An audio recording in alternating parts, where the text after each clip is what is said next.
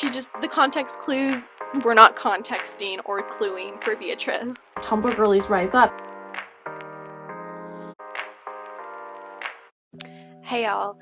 So last month I reread every Twilight book and I rewatched every Twilight movie, just to do like a little recap. Like, I had not read or watched the movies in a very long time. I definitely hadn't read them in like over a decade. So I was like, let me give them a try, see what they're about. And I had so much fun doing that series. And so I want to do more series like that. But I don't necessarily want to just revisit old series that I've read before, because I would really like to just visit series like as a whole, like just any series, even if I haven't read them, especially if they come accompanied with movies. That will be so like it'll just be like extra content to consume. One series that always stuck out to me that I always wanted to read as a kid, I always wanted to see the movies as a kid, and I literally never got around to it. Part of me thinks that I read the first book when I was a preteen.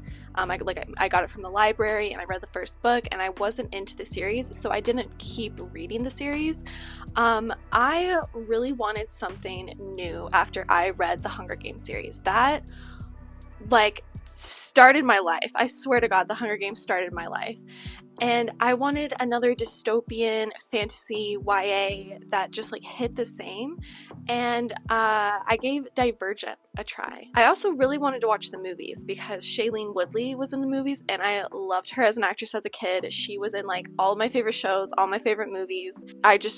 She was in the Divergent series, and it was a series of books. People who like the Hunger Games like the Divergent series, so that was my biggest draw to it. However, I remember not finishing. I remember not even reading the second book. I have not even seen the first movie. So this video will be a little different because these will be my thoughts of a brand new series. I have no idea what this book is going to be about. I don't know what the movie is about. I really want to see what happens in that final book and in the finale of the story. So I am going to take the day and read Divergent, and I will catch you guys up at the end of the day, or maybe throughout the day if there's something crazy and I want to talk about it. But yeah, come read and watch Divergent with me. Hey there. So I just finished Divergent. Okay, book 1 in the Divergent series.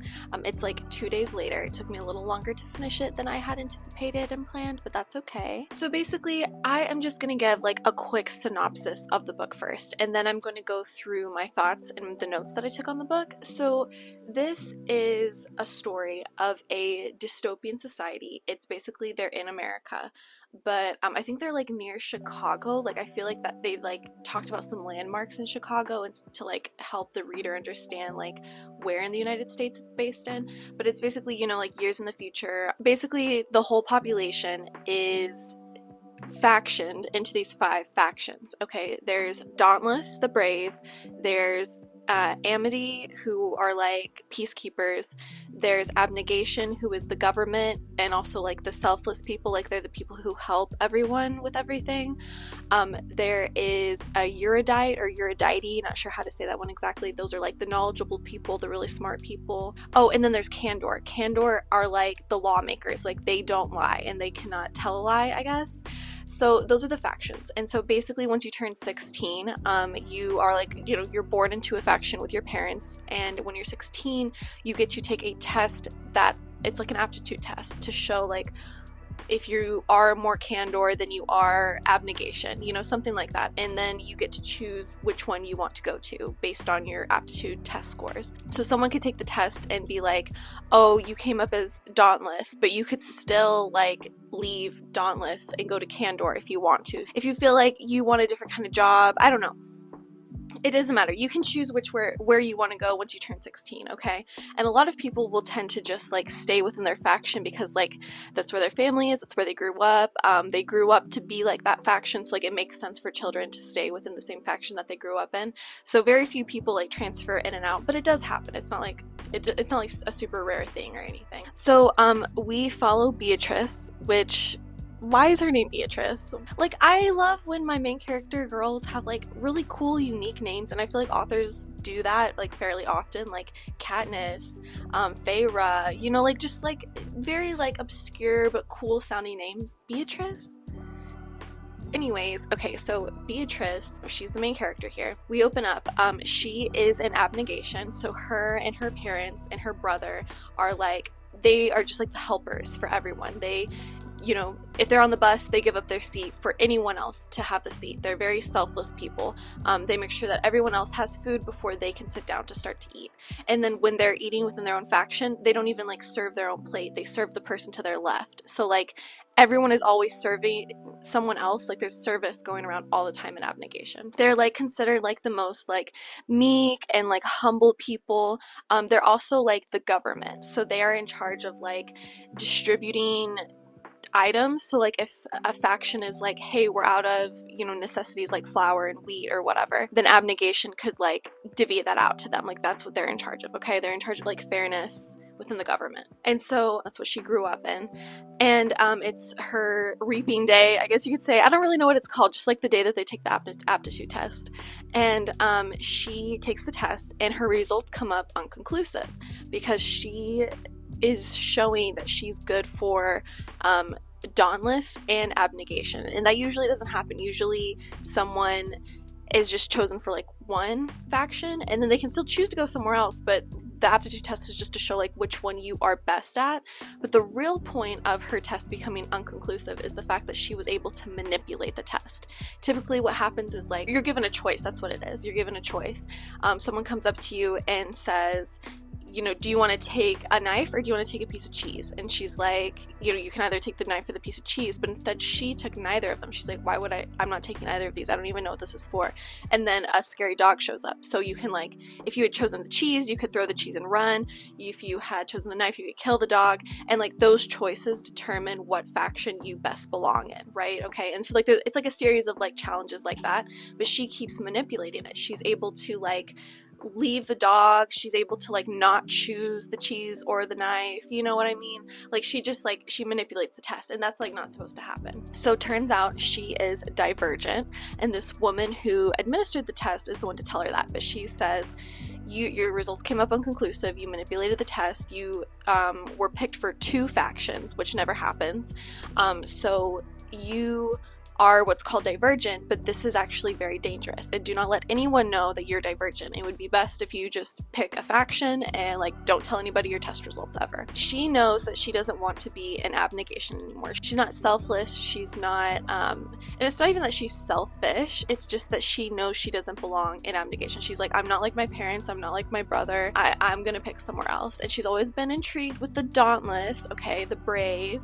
And the dauntless are the people who like armor out against the whole like city environment. Like they're the ones with the guns, they're the ones keeping the citizens protected. And basically she decides to go to dauntless. She leaves her family, goes to dauntless. Her brother also leaves abnegation. He goes to Eurydice, which is like the knowledge place. Like they are the smart people who like come up with the technology and everything. And so they leave their parents basically. So she gets into dauntless.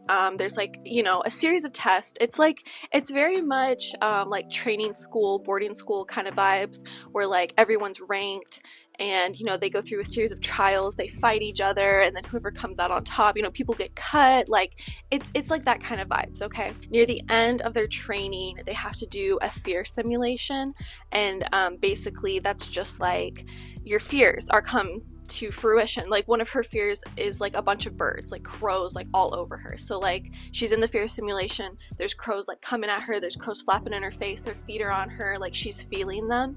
And with the fear simulators you're supposed to just like either fight back or ignore it, or like be able to move on from the fear. Like if you're able to get past that fear of a crow, then you will be more fearless to protect the city. You know, you could hold a gun and like kill people if you need to, because like you've gone past all of your fears, because the simulation will show you all of your fears, right? Well, since she's divergent, she keeps manipulating the results. In one of them, she's like in a box, a glass box that fills up with water, and you're supposed to just like hold your breath, sit down underwater, and just like count down the minutes and like keep yourself calm, like mind over matter kind of thing. But she is able to break the glass. She's able to manipulate the simulation because she's divergent, okay? And we don't really understand what divergent means, only that you are like, you have the mind for multiple factions, like you're kind of multifaceted in a way, and you're able to manipulate the simulations that the government gives to you you know.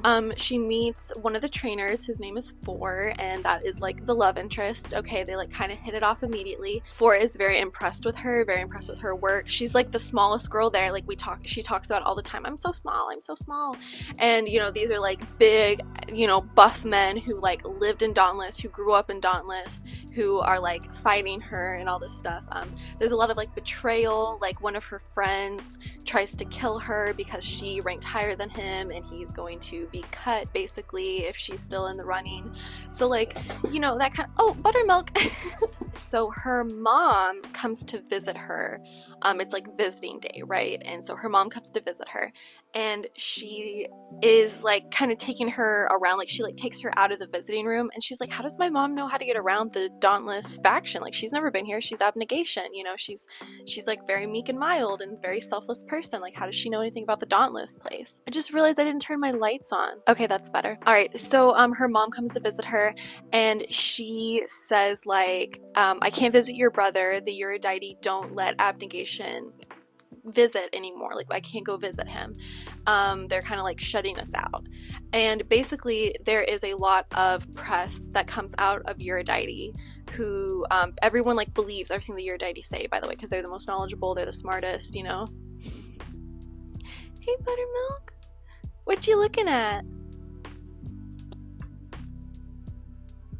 Buttermilk, hey, hey, be good girl. Everyone believes the Eurydice, they're the smart ones, and they've been coming out with like newsletters and articles in the newspaper saying that abnegation is like hoarding supplies, like they're being selfish with what they have, and they're not like actually helping the other factions. They're basically just talking major shit about abnegation to try to create distrust amongst the other factions for abnegation, because Eurydice is planning on attacking abnegation and taking abnegation out, so that there's no more of this like humbled, meek and mild persona. It's just, you can have luxury, you can have as much as you want. They will divvy out like all the luxury, all the money, and like everyone can be rich and happy and have like luxury, right? Okay. And abnegation is trying to keep them from having that, because like we know money is the root of all evil. Like, you know, it's just like they're trying to protect everyone from getting to that point. And probably that's the reason why there is this dystopian world now, because this isn't like explained, this is just me theorizing, okay? The world probably was evil, and like people, you know, leaders fell, and there was like a lot of corruption, and like money wasn't part of it. So then the government was created that created these factions that just like kept everything kind of like at an equal stance, you know, like everyone gets the same amount of food, everyone gets the same amount of, like, if you can afford a car, you can get a car, but like there's just like everyone like works for the people instead of for themselves. That's the kind of world that we're living in at this point. The other people, basically like the Dauntless and the Eurydice, they don't want that anymore. They want to go back to a life of luxury. They want to get rid of abnegation. A long story short, Beatrice's mom asks her to, when she can, go to Eurydice to go see her brother, because remember, he went over there. He went to Eurydice. I hope that's how you say it, Eurydice and not Eurydice. I haven't seen the movie yet. I haven't looked up any like pronunciation, so like if I suddenly change the way that I pronounce it, like that's why. Okay. What you doing, girl? Are you goofy? She's so goofy. So she asks her, when you can, Beatrice, go to Eurydice and go ask your brother to research the simulation serum. Basically, Beatrice figures out that her mom was in Dauntless, and she went to abnegation after her aptitude test when she was 16. So she was Dauntless, and then she, you know, went to abnegation, married her husband, and then had the main character and her brother. Okay, so basically we get to the end of the book. Okay, the fear simulation has happened. Those who got into the top 10 get to become Dauntless, and it's like, you know, Beatrice is at number 1, because here's another thing, she keeps manipulating the simulations, okay, right, because she's divergent. And she meets with oh my god, I cannot remember. Janine. Janine is the main baddie. Okay, she's the big baddie. She's from Eurydice. And hi. Hey, Buttermilk. Say hi. So Beatrice does go to Eurydice, talks to her brother Caleb, tells him to research simulation serum, and then she gets like taken by these guards because she had left her faction. You're not really supposed to leave your faction. And she gets taken to Janine, and Janine is like, so funny, all of your tests keep coming up unconclusive, like what's that about? And like things keep getting like thrown away, do you know what's going on? Because they like can't have divergent people. Like divergent people are a risk for the society that has been created, right? Because you're only supposed to be like set in stone, this is your way of life, live your way of life, don't try to be a bunch of different people, you know, have a bunch of different abilities or qualities about yourself, okay? So we get to the end of the book. After the fear simulations, those who get into the top 10 get to become dauntless, right? Okay, so she gets to be dauntless, her and her friends get to be dauntless, and then once they have their initiation, what happens is one of the trainers, who's like the evil trainer, Eric, he injects them with a tracker, okay? And he's like, oh, this is just so we know where you are, like, you know, you're dauntless now, like this is part of the process. And Beatrice doesn't trust anything, but she knows that she can't like, she can't say anything because then they'll know that she's divergent. Like basically she just has to keep this a secret, so she has to get the tracker implanted in her, right? She wakes up that night because her like roommates are waking up and they're putting their shoes on, they're putting their clothes on, and they seem to be very like drugged, like they're in a trance walking around. And she's like, oh shit, like something's happening tonight, and I'm not acting this way because I'm divergent, you know, I'm immune to their serums, I'm immune to their simulations and all this stuff. Basically what happens is that Eurydice created a serum to put into Dauntless to make Dauntless like their, what's it called, like their army, okay? And they plan on using Dauntless to storm Abnegation, kill all of Abnegation, kill all of the leaders, and then take over Abnegation and just like redesign the whole factions, okay? I had to switch my microphone. Hopefully nothing happened. Hopefully everything sounds normal, okay? If not, I'm sorry. Okay, so she gets to the end, so we're at the end of the book. She's in Abnegation, pretending to be under the serum. She's pretending to be under their spell, under their trance and everything. And she's there with Four, who I haven't talked about a lot because their romance is very, like, I don't care at all. It's very just random, like there's no chemistry, like I don't even know what the guy really looks like so I can't even like just imagine this really hot guy walking around, like it's very, very surface level, and I'm gonna talk more about this in a minute with the book, okay? So she catches up with Four, whose name is actually Tobias, we find out in a series of events that were supposed to, you know, give him some humanity, but like whatever. Anyway, we're moving on. So his name is Tobias, his name is also Four. I might call him both, sorry. So they're getting on the train to go to Abnegation. So she's been thinking that he is divergent this whole time, but she knows that she can't say it. She can't ask him because that would like put both of them in jeopardy, and like saying the word out loud, like you never know who's listening and all this stuff. So they get on the train to go to Abnegation to like, you know, shoot the place up and everything. And he helps her onto the train, and he looks like he's Buttermilk, get down. He looks like he's in the trance too, but then when he helps her into the train, he like holds her hand and he like squeezes it like 2 times, you know, to like let her know like, hey, I'm awake too, I know you are. And so that confirms that Four/Tobias is also divergent, okay? So we get to Abnegation. Basically she gets captured, but then her mom comes to save her. Her mom has guns, she's like not afraid, she's like, yeah, I've been like waiting for this, you know, I knew that this was coming and all this stuff. She basically sacrifices herself, because that's a whole other thing with Abnegation, they're very self-sacrificing, okay? She sacrifices herself so Beatrice can get away. Beatrice goes to the cave where her father and her brother and the faction leader of Abnegation, whose name is Marcus, who turns out to be Four/Tobias's abusive father, okay? Stay with me. She's in the cave with her father, brother, Tobias's father, Marcus, and I think Tobias is with them at the... No, Tobias is not with them, that's right, because when she gets captured by Janine and her mom comes to save her, they also take Tobias, like they just take him away, and like we don't know where he's at right now, okay? So she gets with them and she's like, we gotta go, like here's the gun, do you guys know how to shoot and all this stuff, and they basically just like take people out, like they just beat up the Dauntless, okay? Her father ends up dying, her father ends up sacrificing himself. In the end, she gets to Tobias. Tobias has been like programmed, like he's like under a spell of some kind, and like he's under a simulation. I'm sure that's what it is he's just under another simulation that's like actually affecting him, which is interesting because he's divergent, right? She remembers that she is, you know, abnegation as well. She has abnegation traits and qualities, and she wants to be self-sacrificing, so she also knows how to manipulate the simulations. So he is coming up to kill her, and she just like gives up, and she just like takes his hand with the gun and like puts it to her forehead, and she's like, shoot me, just shoot me, Tobias. But like at the same time she's like, I know you're in there, Tobias, I know you can hear me, like please listen to me, Tobias, and all this stuff. When she puts the gun to her head, he wakes up. He's able to like show his divergentness, and he's like, oh yes, like I can manipulate simulation. Like well, the thing is that she manipulates the simulation to wake him up out of the simulation by being self-sacrificing, right? Okay, so we're at the end of the book. Basically everyone who escaped from abnegation and dauntless, they're basically factionless at this point because the dauntless have just like shot up all of abnegation. Okay, so they get into the big boy computer, they take the hard drive out, which turns off the simulation to all the dauntless. So the dauntless just like put down their weapons, and they're like, oh my god, what have we been doing? We just shot up everyone, like what's going on? But then this group of like 4 or 5, they escape, and they're basically factionless at this point. Okay, it ends with like a little bit of a warning in Beatrice's mind that they can't trust Marcus, who's Tobias's dad, because he was abusive, and he's like the abnegation. Buttermilk! Buttermilk, what are you doing?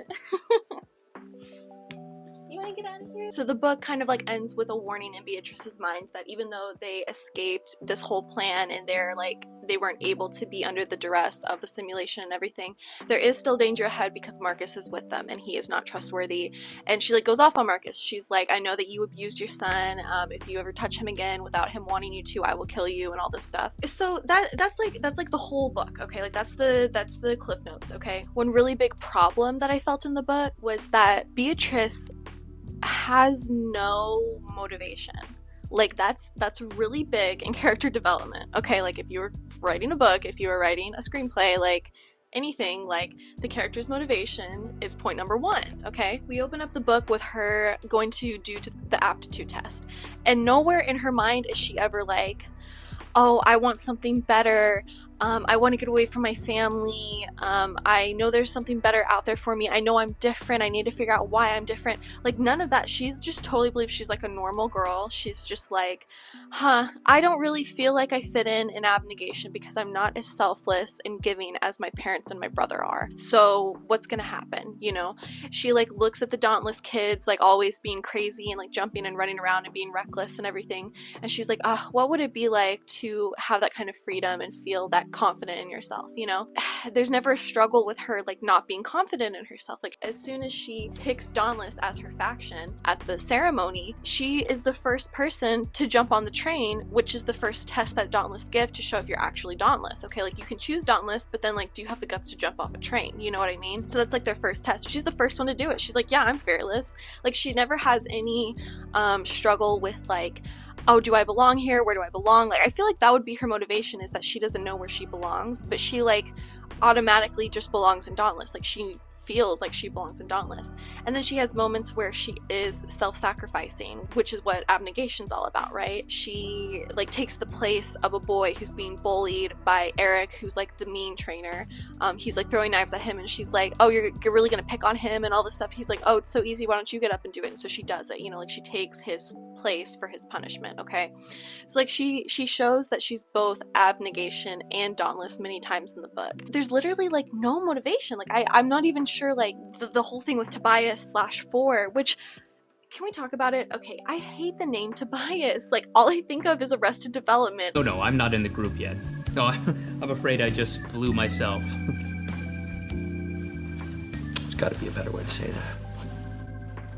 Like I don't think of like, you know, a hot guy that I'm rooting for our main girl to be with at the end of the books. Okay, like I think of Tobias from Arrested Development.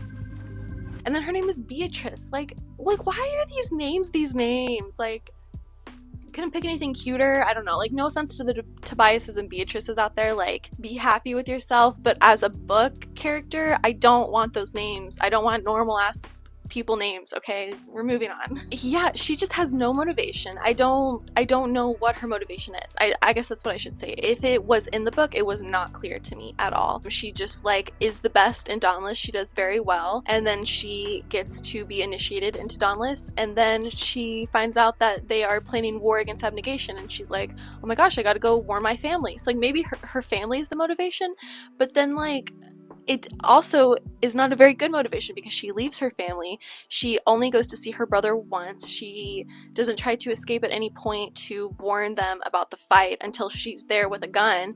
And then she doesn't even warn them about the fight. Her mom comes to save her.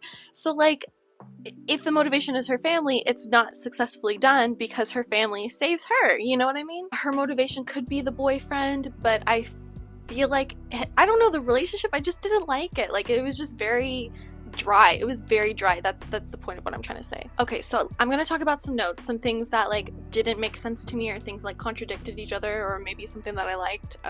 Knowing my negative ass, probably not. This is all probably complaints, but let's go. Okay, so one thing that I wrote down was I like that she hasn't left her roots. Like, she's not completely suddenly different after years of being with her family.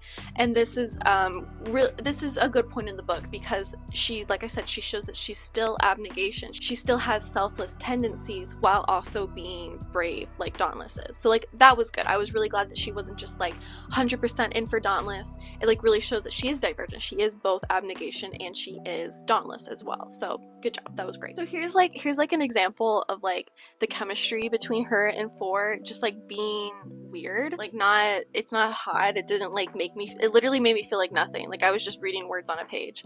She's like laughing at him. She's like, you're a little scary, Four.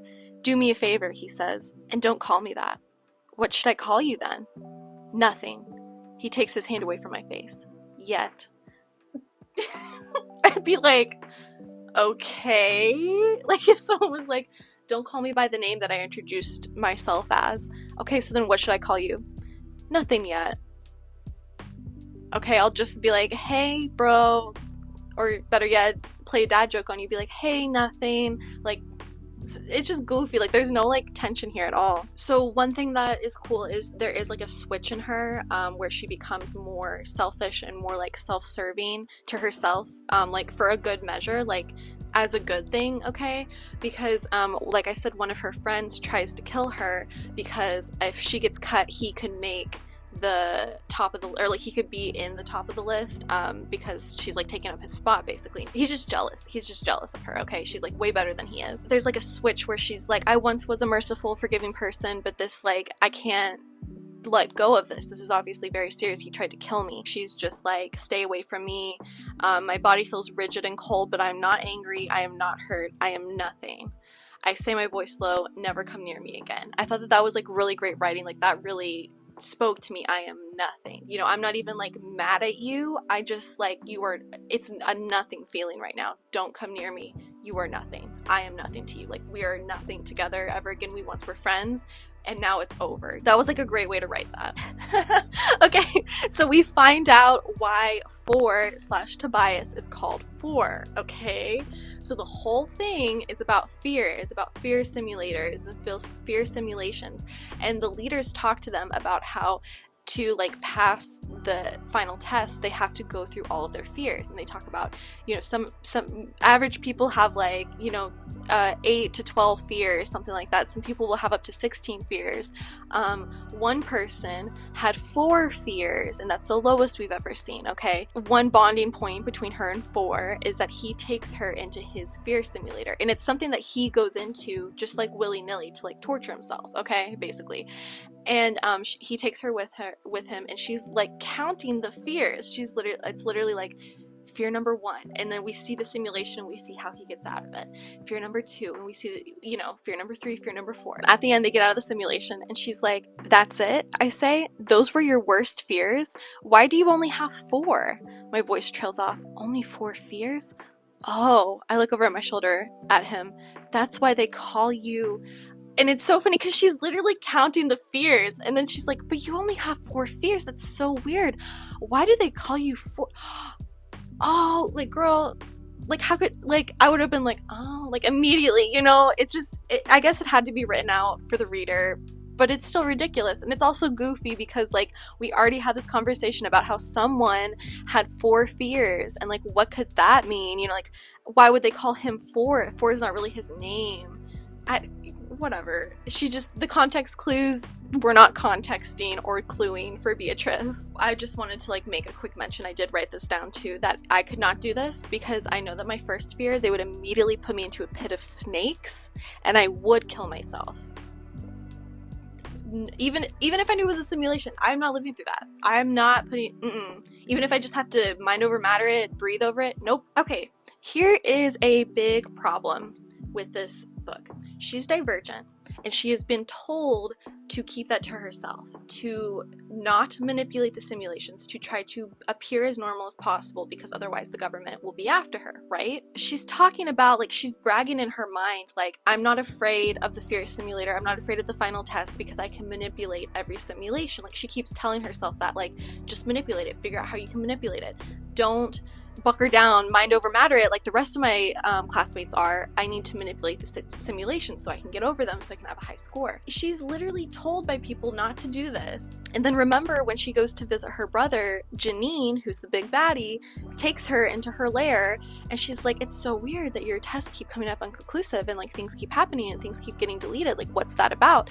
Basically like baiting her for the information that she's divergent, because in the end we find out that Janine knew the whole time she was divergent, right? Okay. It's just like, shouldn't she be low-key about this when she's talking about, I just need to figure out how to manipulate the simulations? She should be low-key. They're gonna find out that you're divergent, girl. Like, that disconnect was very weird. She has an opportunity to kill Eric, who is the main trainer, who like is for this whole reimagining of the world by getting rid of the abnegation faction, okay? And she has a gun to his head and he's like, you won't do it, you can't kill me, you know, or else if you don't have the guts. And she's like, interesting theory. But in her head she's like, I can't kill him, I can't do it. She killed one of her best friends in this whole fight. One of her best friend's boyfriend, also at that, who's one of her friends too, came up on her because he was like under the spell and she just shoots him up. But then she has the most evil man who's tortured her friends, tortured her boyfriend. She's got him on his knees with a gun to his head and she like can't shoot him. So I'm trying to figure out if he dies later, but I think he gets away. I think he's just going to be like another baddie for the next books. And I wrote this down, how I hated that we didn't kill these really lame baddies off. Like, Eric is a lame baddie. Like, he's a baddie for the first book, but he shouldn't be the baddie for the final book. He should die in the first book, and we get introduced to like worse characters who like do worse things and like have worse plans. Like, you know what I mean? Like, why are all the bad guys still gonna be the same bad guys from the first book? And like, granted, I haven't read the rest of the series, I don't know how it goes, but it's also weird that she can't kill him. You've been killing people, girl. Kill him. He's the worst. Okay, my final note, she's running away. There's like guards coming after her and she shoots them in the arms. Like, she doesn't shoot to kill anybody except for her best friend. She kills her friend Will, okay? But like, these baddies that are coming after her, she's just like pow pow in the arms. It's like, you're dauntless. Like, you are supposed to kill people. Also, these men just killed your mom and your dad and you're not mad enough to kill them back? Like, that's what I'm talking. She has no motivation. She literally is like, goody goody two shoes, but I want to be different and I love this boy and I want to protect my family, but also like not enough to get revenge, not enough to be vengeful. Anyway, okay. As a whole, the book is not very good. I am enjoying it just because it's something new and I like dystopia. I'm excited to watch the movies to see how different they are, and I'm definitely excited to keep reading the books. I will go watch the movie now and then come back and update you guys, and then we'll go from there. I don't think that there's anything else I can say about this book. That was the synopsis. Those were my issues. Hopefully it was clear enough to you guys, and I'll see you guys in a minute. Yes, okay, it's days later and I look awful. Okay, I'm sick. I'm literally sick. Finally watching the Divergent movie. Tell me why this movie is 2.5 hours long. It's Divergent. It's Divergent. Why is this movie 2.5 hours long? Who do you think you are, Martin Scorsese? Like, we are getting huge Twilight vibes here. Huge Twilight vibes here. Wait, you guys, literal jump scare. He's a natural. Beatrice, you want to get the other bags? Ah! guys are giving away to the factionless, right? Yeah? Why did no one tell me Miles Teller is in this movie? Everybody knows you keep it for yourselves. I'm talking to you. What? Deaf or something? Hey! Is any 2010s dystopian YA book to movie adaptation complete without an Ellie Goulding song? No, I think not. Y'all, Kate Winslet's in this movie. Y'all, Kate Winslet plays Janine. Okay, the big baddie. Okay, Kate Winslet's in this movie. Okay, they totally thought that this would be like the next Hunger Games. I swear to God, because how else is this cast so stacked? Kate Winslet's in this movie. Kate Winslet. I swear to God, this is the last time I'm pausing this movie. I swear to God, I'm gonna keep watching it and not pause it anymore after this. But you guys, again, this cast is stacked. Her best friend Christina is played by Zoe Kravitz. I'm Christina. Yeah, you are. Just me. Or are they trying to kill us? Hi, here with a little Divergent movie update. If it sounds like I've had a drink, it's probably because I have. Okay, it's Thursday night, which is basically Friday, which actually means it's kind of the weekend, so...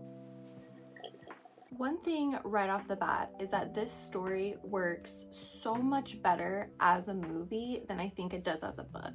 Because in the book, there are so many dull moments. Like, there's so many times where something crazy is going on, but like, it's not being described very well to us. It's very just boring. Like, I don't know how else to say that.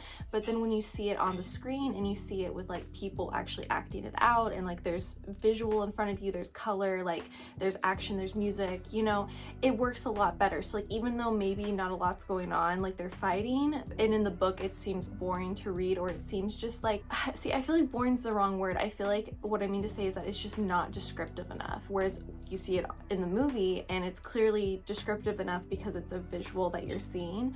So this is like a really rare case. I don't know how many book to movie adaptations I've seen where I feel like the movie is better than the book. Like, I don't want to say that yet. I don't want to say that yet because I still have, you know, 2 more books to go through and 2 more movies to go through.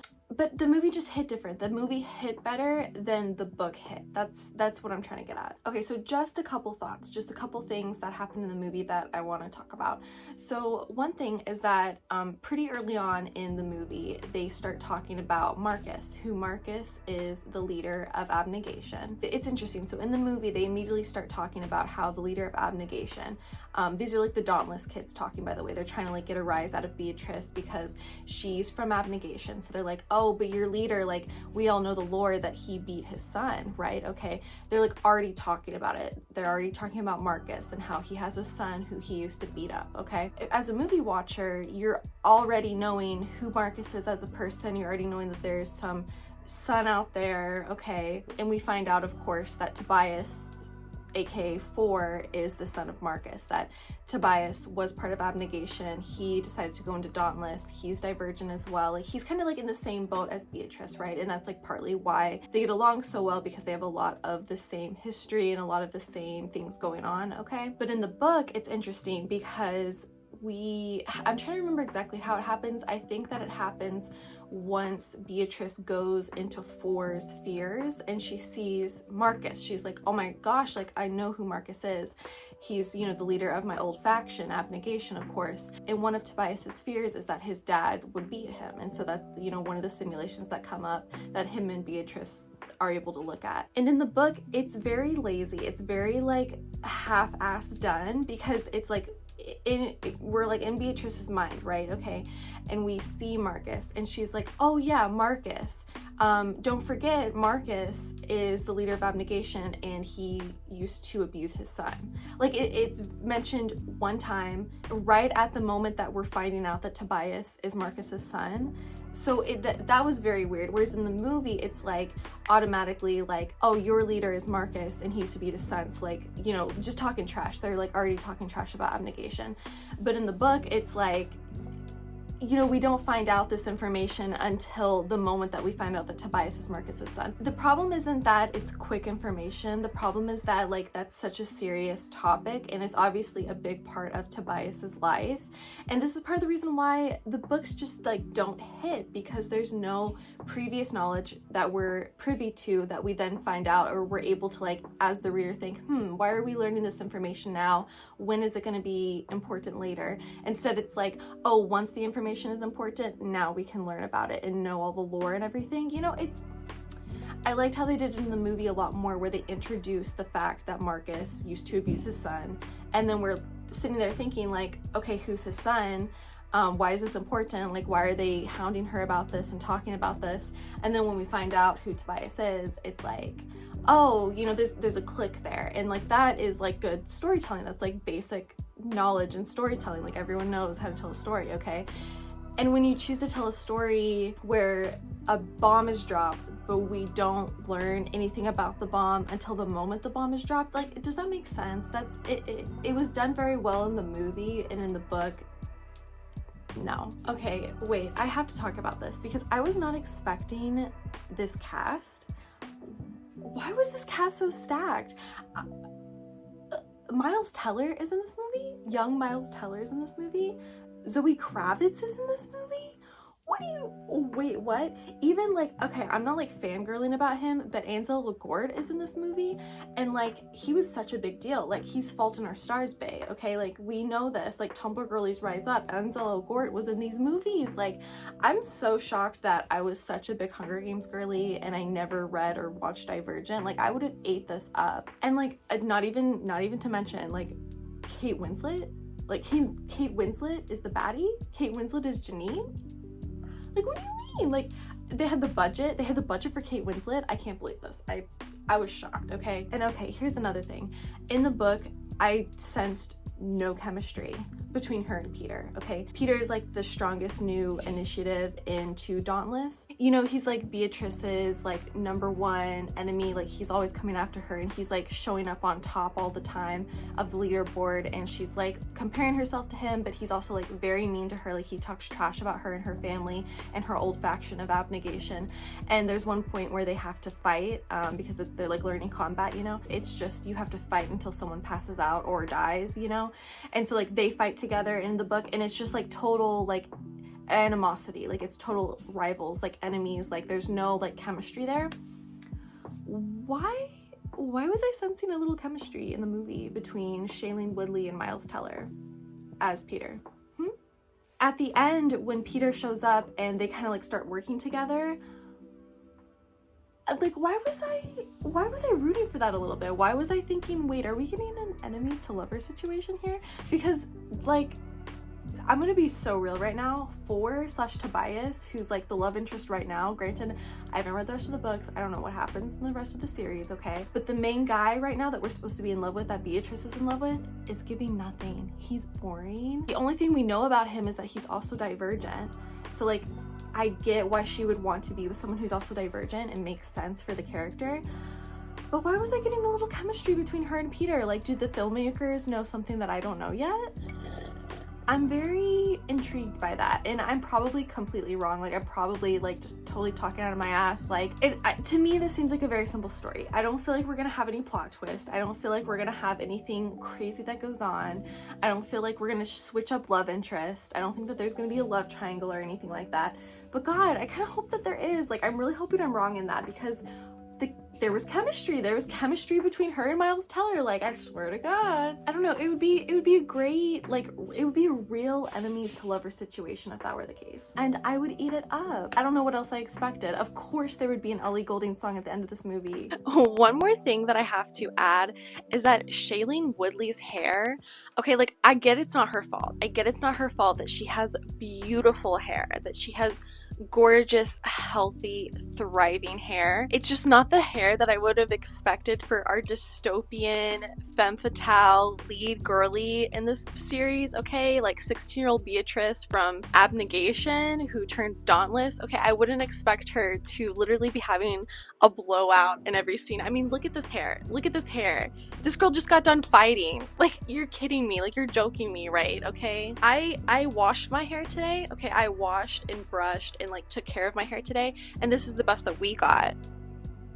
What is she doing that I'm not? Basically, I don't have a lot of thoughts. The movie is cut and dry to the book. Nothing changed. If anything, personally, I thought that the movie was better than the book. And after saying that, I'm very excited to go ahead and read the second one because I'm hoping that it's better than the first one. I'm hoping that the first one is just one of those, you know, we have to give you all the information, we have to world build a quick bit just so that the rest of the series makes sense to everybody. But yeah, that's what I'm going to focus on next, is reading the second book, and I will catch you up with an update, or maybe once I finish reading it. I don't know, but we'll see. So see you in a minute. Bye.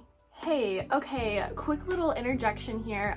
Yes, everything looks different. I wonder why that is. Just here to say that something happened with my computer and I'm not able to upload the whole video in one part. So we're gonna do this video in 2 parts, okay? So as soon as you're done watching this, go back to my channel and go watch part 2, okay? Thank you. And if part 2 hasn't been uploaded yet, you can bet your bottom dollar it is scheduled and it will be up in just a couple of days. Thanks again so much for watching. Love you guys.